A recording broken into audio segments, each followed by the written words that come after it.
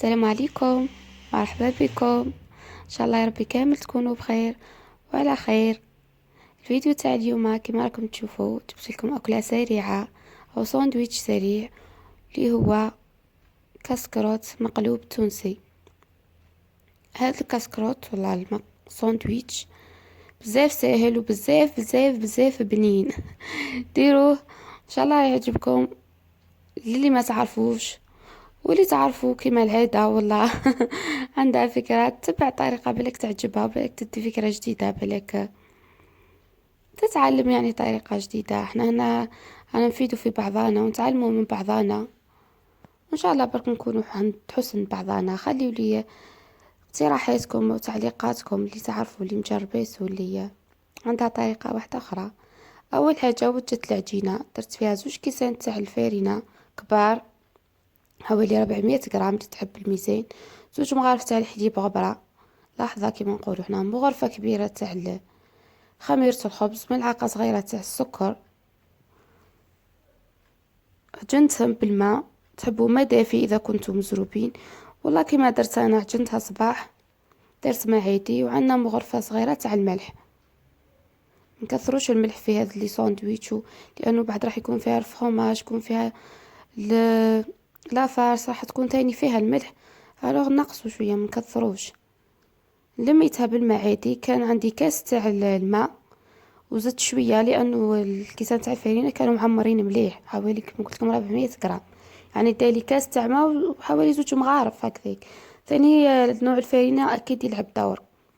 هنا عجنتها مليح حتى رجعت ما تلصقش في اليد، وزدت لها 2 مغارف تاع زيت نباتي. انا استعملت زيت زيتون، كل واحد يستعمل وش يحب. انا يعجبني زيت الزيتون في العجين لانه اصلا مش راح تبان ريحته، حتى اللي ما يحبوش كيما انا ما نحبش ناكل زيت الزيتون انه يغمني.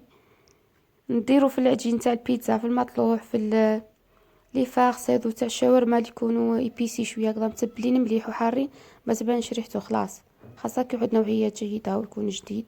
كما تشوفوا دخلت الزيت فيه مليح، دخلتها في العجينة هذيك تخي بيان عاد ما يبانش، وحطيتها تخمر. انا وجدتها كما قلت لكم صباح وخليتها تخمر براحتها حتى نلحق وقت الغداء ودرتها.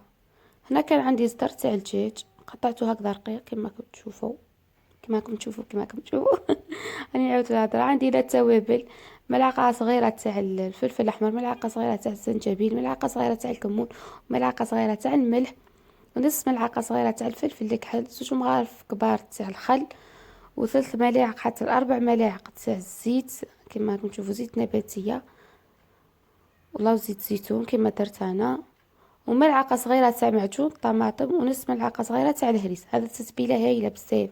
وزدت لها هنا 3 فصوصات تاع الثوم محكوكين. دخلتهم مليح وخليتها قد ما تخليوها راح تجيكم بنينه، والدجاج هذاك يجيكم مطري. والله صدقوني يعني كي ياكلوا الشاورما نتاعي ونديرها بهذه التتبيله يقولوا لي جات كي تاع برا صراحه. انا يعني والله ماني زيد في كلمه، ديما تعجبهم. هنا كما راكم تشوفوا خمرت العجينه تاعي، خمرت مليح،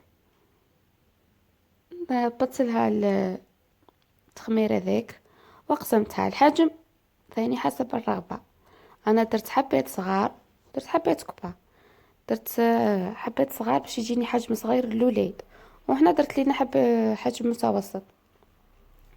هكذا تقطع يعني تقطعوها كيما تحبوا، العدد القطع اللي تحبوا والحجم اللي تحبوا. انا عملت لي هنا 6 7 8 9 حبات، 9 هي 9 حبات، 3 صغار و6 متوسطين. غطيتها باش خليتها ريحتها حوالي 5 دقائق، وحطيت المقلة تاعي كانت ثقيلة تسخن على نار هادية، سخنت مليح وبديت نحلها.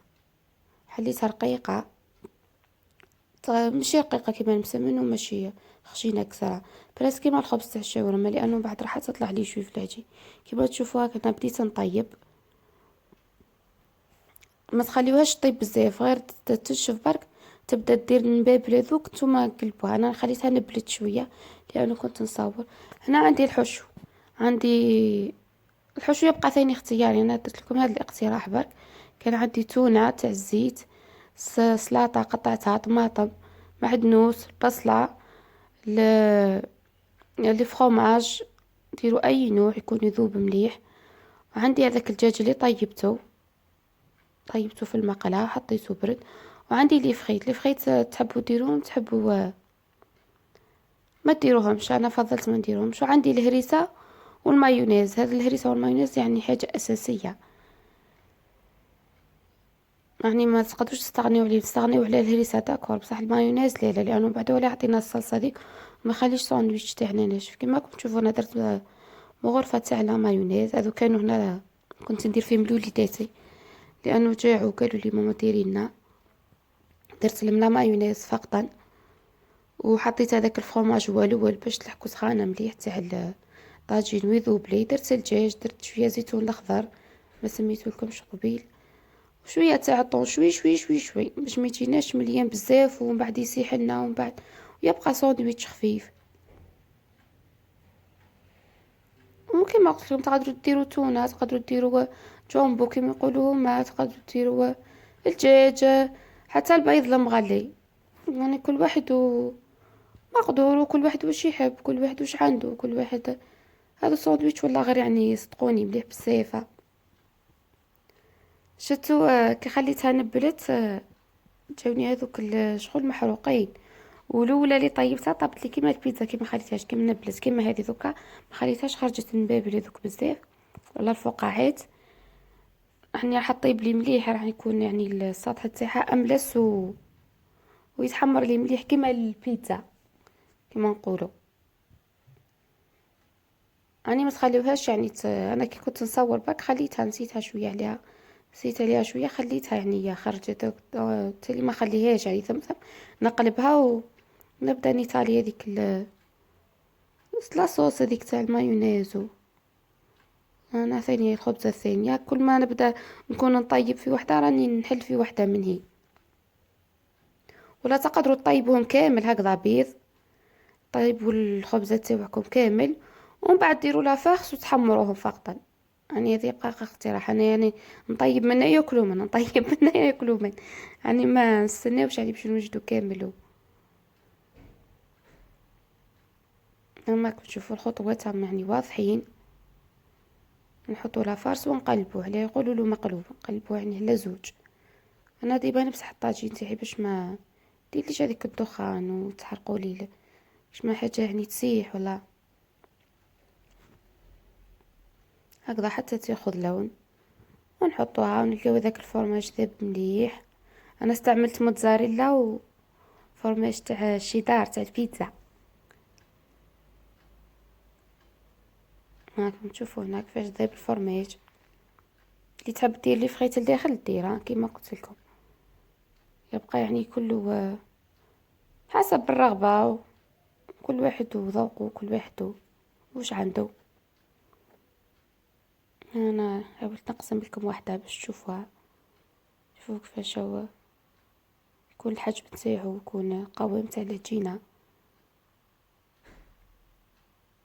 ها كيفاش يكون منوع لا صدقوني بنين بزاف بزاف. يعني هذا الساندويتش يعني يعجبكم، يعني اللي ما يعرفوش والله اللي تكون كلاتو في تونس وعجبها وحابه تجربوا والله. هاني عطيتكم الطريقه وان شاء الله تجربوها وتعجبكم. اللي يعجب على فيديو ما تنساش دير لي جيم، واللي مش مشتركه تشترك في القناه وبارطاجيوه مع اصحابكم وحبايبكم اذا عجبكم. والسلام عليكم ورحمه الله تعالى وبركاته. باي باي.